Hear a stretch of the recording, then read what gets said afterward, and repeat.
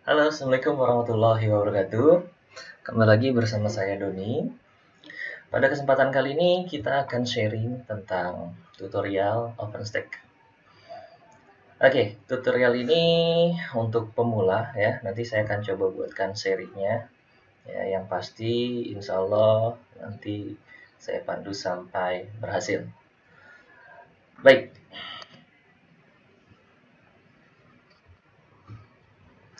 oke. Nanti untuk kebutuhan labnya, kita membutuhkan sebuah PC yang mampu menjalankan virtual machine. Ya, saya sarankan di sini kita menggunakan VirtualBox atau VMware.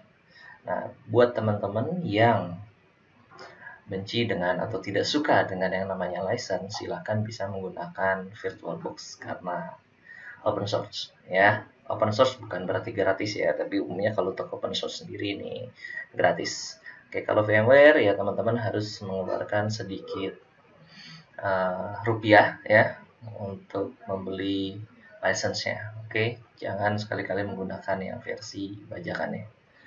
Baik, adapun komponen-komponen yang nanti akan kita butuhkan untuk menjalankan OpenStack ini, ya, yang pertama adalah silakan nanti teman-teman download ISO untuk Ubuntu servernya. Ya, di sini saya menggunakan versi 18.04. Kemudian nanti untuk controller node-nya ini saya setting mungkin nanti untuk 2 CPU ya, RAM-nya 4 GB dan storage-nya minimal adalah 10 GB. Ini minimal ya, tapi nanti kita coba masukkan untuk 80 GB saja.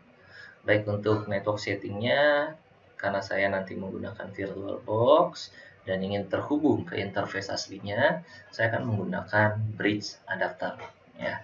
Jadi bisa langsung terhubung ke jaringan lokal saya. Baik.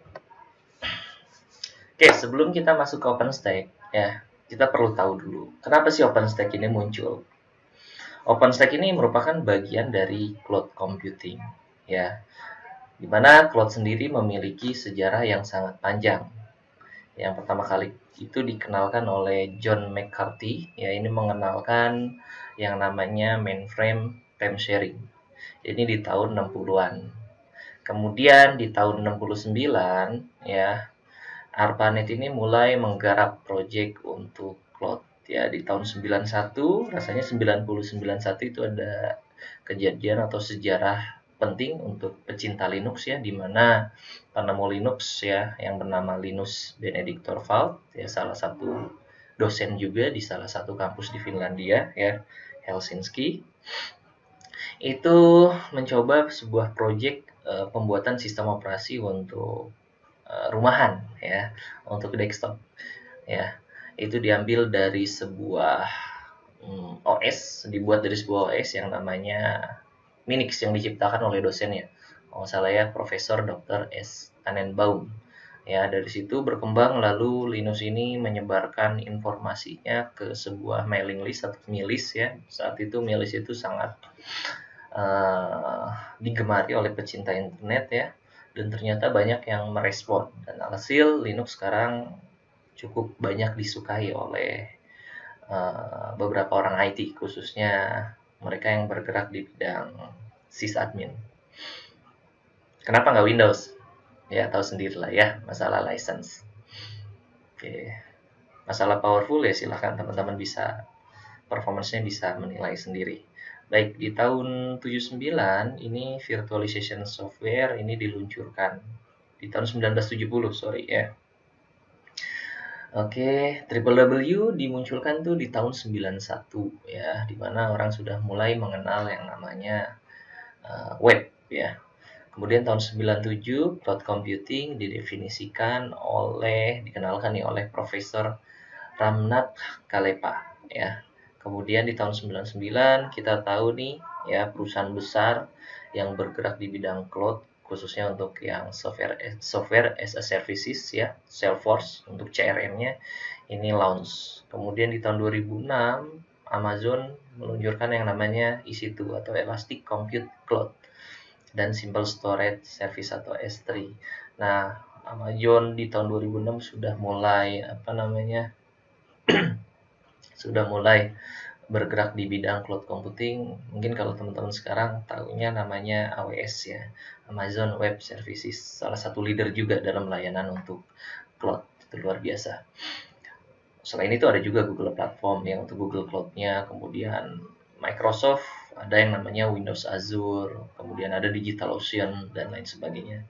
Di tahun 2013 ini terjadi pertumbuhan yang sangat signifikan terkait dengan pasar layanan pasar untuk ini, pasar layanan untuk public cloud ya.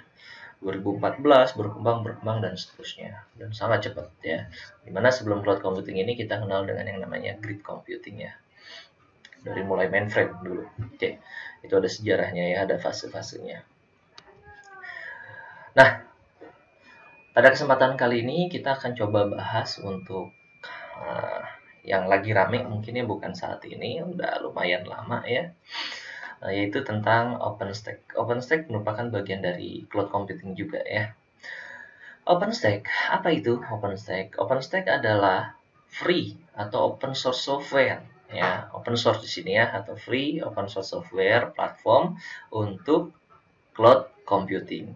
Nah, OpenStack ini memberikan layanan IaaS atau Infrastructure as a Services, di mana layanan pada cloud itu umumnya dibagi menjadi 3, ada Infrastructure as a Services atau IaaS, kemudian ada PaaS atau Platform as a Services, dan satu lagi ada yang berhubungan dengan software as a Services ya. Dengan membuat sebuah mesin di atas platform si OpenStack ini ya, meskipun kita juga bisa bikin menggunakan hypervisor yang lain ya. Contoh misalkan kita bisa menggunakan vSphere, atau kita bisa menggunakan Proxmox, Centrix, Hyper-V ya, dan lain sebagainya. Nanti saya akan bahas juga terkait dengan jenis-jenis virtualisasi.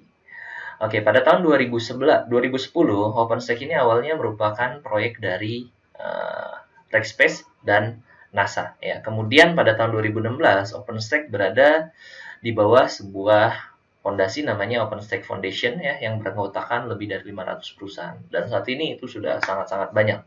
Ada grup juga yang berkontribusi terhadap OpenStack. Oke, kita kenalan dulu dengan teknologi virtualisasi ya. Kalau kita lihat OpenStack ini, seperti tadi yang sudah saya jelaskan, OpenStack ini merupakan open source ya. Selain OpenStack ada apa lagi? Ada OpenNebula, ada KVM, dan lain sebagainya. Kalau kita ingin menggunakan yang proprietary-nya ya, ini ada Microsoft Hyper-V, Citrix Server, VMware dengan vSphere-nya ya. Tentunya yang proprietary ini umumnya pasti berbayar ya, dan biayanya cukup lumayan besar ya. Kalau ada yang gratis, ngapain yang bayar, betul ya? Baik, nah pada OpenStack ini memiliki sangat-sangat banyak komponen ya. Sangat banyak komponen ya. Nanti teman-teman bisa lihat sendiri komponennya ada di link berikut ini ya. Dimana yang paling sering kita gunakan adalah dalam membuat sebuah instance kita menggunakan yang namanya Nova. Nova ini mengatur fungsi dari compute. Untuk layanan compute pada OpenStack sendiri itu bukan hanya Nova, tapi kita bisa lihat di sini ada Zune, ada Singling ya, seperti itu. Kemudian ada Netron, ini berhubungan dengan fungsi yang namanya jaringan atau networking. Selain Netron ada juga Octavia, Designite ya, dan lain sebagainya. Kemudian ada Swift. Swift ini mengatur fungsi dari storage. Yang berhubungan dengan storage, kita itu diatur oleh yang namanya Swift. Kemudian ada yang namanya Glance. Ya, Glance ini mengatur fungsi image dari sistem operasi. Jadi kalau teman-teman ingin menginstalkan sebuah server pada OpenStack, tentunya kita harus mengupload terlebih dahulu image-nya. Ya, misalkan kita ingin mengupload CentOS atau Ubuntu atau OpenSUSE dan lain sebagainya, kita harus upload dulu image-nya yang berbentuk ISO ya. Nanti baru kita bisa buat instance-nya, kita akan install. Kemudian ada yang namanya Cinder. Ini mengatur fungsi dari block storage. Ada Keystone ini mengatur fungsi dari identity, dan yang terakhir adalah ini yang mungkin paling penting, tanpa adanya Horizon ya, ini kita nggak bisa ngapa-ngapain, bingung juga ya. Jadi Horizon itu merupakan dashboardnya dari OpenStack. setiap kegiatan yang kita lakukan itu kita menggunakan dashboardnya si OpenStack. Baik. Oke, virtualization and hypervisor. Nah, nanti kita akan kenalan juga dengan yang namanya virtualisasi dan hypervisor. Apa itu virtualisasi, apa itu hypervisor, akan dijelaskan di slide berikutnya. Baik, kunci dari teknologi yang memungkinkan layanan cloud computing yaitu adalah salah satunya yang paling penting, yaitu virtualisasi. Ya, selain virtualisasi, kita juga membutuhkan yang namanya layanan web atau web services. Tanpa adanya layanan web, ya, otomatis kita akan kesulitan untuk melakukan manajemen, ya. Jadi layanan web atau web services ini sangat perlu, ya. Kalau sekarang udah versi terbaru tuh versi 4 rasanya. Oke, dan arsitektur berorientasi layanan atau SOA, Service Oriented Architecture, ya. Kemudian service flow dan workflow, ya. Kemudian ada juga mashup, yaitu halaman web atau aplikasi yang dibuat dengan menggabungkan data atau fungsi dari berbagai sumber, ya. Pada cloud, satu server dapat dibuat menjadi beberapa virtual server. Artinya, jika teman-teman memiliki satu server, itu kita bisa buat menjadi beberapa server secara virtual, ya, sehingga sistem operasi dan aplikasi server ini lebih sedikit, ya. Misalkan kita punya satu server, kita buat 2 virtual server yang performance-nya tidak kalah baik dengan mesin asli, ya. Nanti ada jenisnya, ada hypervisor tipe 1 dan hypervisor tipe 2. Oke, teknologi virtualisasi termasuk teknik mesin virtual ini kita bisa lihat contohnya ada VMware dan Sun Server. Oke, adapun komponen dari virtualisasi sendiri, ya. Komponen dari virtualisasi yang wajib itu yang intinya adalah harus ada CPU untuk pemrosesannya, ya. Kemudian ada memori atau RAM, storage, ya, hard disk, dan network untuk koneksinya. Nah, kita masuk ke jenis-jenis virtualisasi. Jadi jangan sampai kita melakukan virtualization, tapi kita nggak tahu ada apa saja sih jenis virtualisasi. Ya. Nah, jenis virtualisasi dibagi menjadi beberapa. Yang pertama ada yang namanya emulasi hardware. Ini mungkin udah lama banget, ya. Emulation, ya, hardware. Oke, karakteristiknya dia melakukan emulasi di level CPU instruction set. Kalau kita bisa lihat di sini, ada di sini nih, ya, emulated hardware. Jadi posisi layer yang pertamanya ada hardware, yang berikutnya host OS, yang berikutnya adalah emulated hardware. Kemudian di emulasi hardware ini dia relatif lebih lambat. Contoh yang kita gunakan adalah QEMU. Nah, mungkin kalau teman-teman yang suka menggunakan virtualisasi di jaringan, ya, menginstalkan Mikrotik itu banyak menggunakan QEMU karena lebih enteng katanya, ya. Oke. Kemudian yang kedua adalah jenis virtualisasi full virtualization. Layernya di sini ada layer hardware, ada layer OS, kemudian hypervisornya. Lalu dibuatkan guest OS-nya. Nah, karakteristik dari full virtualization ini, ya, hypervisor melakukan emulasi di level atau layer hardware melalui host OS. Oke, contohnya, ya, CPU arsitektur di GSOS ini mengikuti host OS-nya, ya. Jadi yang virtualnya mengikuti komputer aslinya. Oke, contohnya adalah VMware Workstation. Kemudian ada VirtualBox, seperti itu. Yang selanjutnya adalah para virtualization, ya. Layernya ada hardware, ada host OS, kemudian ada hypervisor. Nah, di GSOS-nya itu ada sedikit modification, ya. Karakteristiknya dia lebih cepat daripada full virtualization tadi. Ya, dia membutuhkan modifikasi di level kernel case OS-nya. Jadi dilakukannya di case OS-nya, bukan di host OS-nya, ya. Contoh para virtualization adalah Sun Server. Berikutnya adalah native virtualization. Dari namanya saja kita sudah bisa menebak native artinya kan asli virtualisasi yang benar-benar murni virtualisasi, ya, tanpa banyak layer yang menungganginya. Oke, karakteristik dari native virtualization ini dia menggunakan fitur dari si hardware. Jadi pada prosesor saat ini itu sudah memiliki kemampuan untuk virtualisasi, teman-teman. Contoh AMD dengan AMD V-nya atau Intel dengan Intel VT-nya, ya, virtualization teknologi, ya. Nah, kalau teman-teman melakukan virtualisasi, khususnya misalkan menggunakan yang native virtualization atau full virtualization, jangan lupa mengaktifkan fungsi dari virtualisasi di BIOS laptop masing-masing.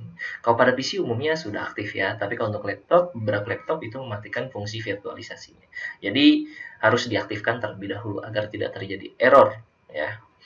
Kemudian hypervisor ini langsung berkomunikasi dengan si hardware. Jadi kalau kita lihat yang full virtualization tadi layernya adalah hardware, kemudian host dulu, kemudian hypervisor. Kalau ini dari hardware, dia langsung masuk ke hypervisor. Ya, jadi langsung tanpa ada layer yang menjembataninya, yaitu layer host, ya, host OS-nya. Nah, contoh yang menggunakan native virtualization yaitu VMware ESXi, ya. Kita bisa uji coba ya untuk ESXi ini gratis kurang lebih 1 bulan. Silahkan teman-teman boleh download ya di situsnya. Kemudian ada KVM, ada Microsoft Hyper-V. Untuk Hyper-V sendiri tinggal diaktifkan, ada di Windows 10 ya. Tapi status awalnya adalah defaultnya tidak aktif. Silahkan teman-teman boleh aktif. Kemudian ada Proxmox ya, virtualization environment. Proxmox ini banyak disukai juga. Baik. Oke, apa itu hypervisor? Secara teknis, virtualisasi diwujudkan dengan menambahkan satu layer perangkat lunak atau software yang disebut dengan hypervisor. Jadi tanpa hypervisor, kita tidak bisa mungkin melakukan virtualisasi. Hypervisor ini berfungsi sebagai VMM atau Virtual Machine Manager, yaitu bagian yang melakukan abstraksi dari perangkat keras, ya, fisik menjadi perangkat keras virtual, dalam rangka mendistribusikan beban kerja dari semua mesin virtual ke masing-masing perangkat keras secara proporsional tentunya ya. Oke, kalau kita lihat di sini jenis hypervisor, ya ini dibagi menjadi dua. Ada tipe 1 yang disebut dengan native hypervisor atau bare metal. Ada tipe 2 yang namanya host. Ya, pada tipe 1 hardware akan berhubungan langsung dengan hypervisor. Pada tipe 2 hardware ini harus berhubungan dengan OS dulu sebelum masuk ke layer hypervisor. Otomatis tipe 1 itu lebih powerful dibandingkan dengan tipe yang kedua. Oke, selanjutnya kita mungkin kalau saat-saat ini kita mungkin kenal dengan jenis virtualisasi yang lain. Ini namanya kontainer, teman-teman. Ya, dimana si layer hypervisor ini digantikan dengan yang namanya container manager. Ya, karakteristiknya dia berjalan di atas operating system. Jadi kurang lebih model yang tipe 2 ya. Jadi dia ada host OS-nya dulu, nggak langsung si hypervisor atau container manager-nya. Jadi harus ada OS yang dijalankan terlebih dahulu. Oke, dia melakukan share kernel dengan host OS. Contoh OpenVZ, LXC, dan mungkin yang banyak digunakan itu Docker saat ini ya. Perbedaan antara hypervisor dan container ya, ini kita bisa lihat ada slide ya. Untuk tipe 1 tadi saya sudah jelaskan di mana hardware berhubungan langsung dengan hypervisor lalu GIS OS-nya. Untuk tipe 2 hardware harus dijembatani oleh OS-nya dulu. Kemudian untuk yang ketiga ini bukan tipe 3 ya, tapi ini container. Container itu membutuhkan OS sama seperti hypervisor tipe 2. Tapi di sana ada yang namanya container manager, bukan hypervisor setelah OS-nya. Lalu dibuatkanlah sebuah container. Kalau ini kan GSOS seperti itu. Oke, kalau kita lihat ini perbandingan software virtualisasi dan cloud, VMware dan OpenStack ya. Kita bisa lihat di sini seperti yang tadi saya sudah jelaskan, ada Nova. Nova itu untuk compute prosesnya ya. Kemudian Horizon ini untuk apa? Oke, ini untuk dashboardnya, di mana kita melakukan konfigurasi dan manajemen. Neutron ya, untuk apa? Network dan lain sebagainya. Ya, ada Cinder untuk block storage ya. Baik, oke, itu sedikit penjelasan pengantar untuk cloud computing. Selanjutnya kita akan coba untuk melakukan instalasi OpenStack sampai berhasil.